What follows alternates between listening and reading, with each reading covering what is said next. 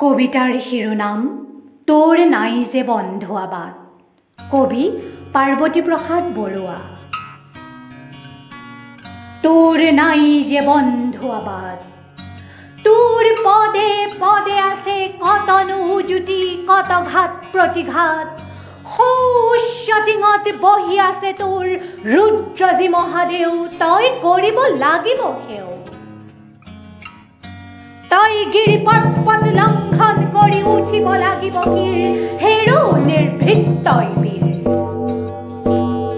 তই ভাঙিব লাগিব পৰ্বত শিলা, কাটিব লাগিব বাট, তই জিনিব লাগিব ভয়, তই আনিব লাগিব জয়।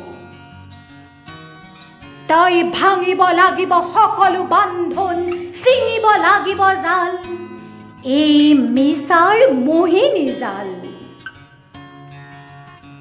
তই চলাব লাগিব সাৰথিবিহীন জীৱনৰ মহাৰথ, তোৰ কণ্টকময় পথ।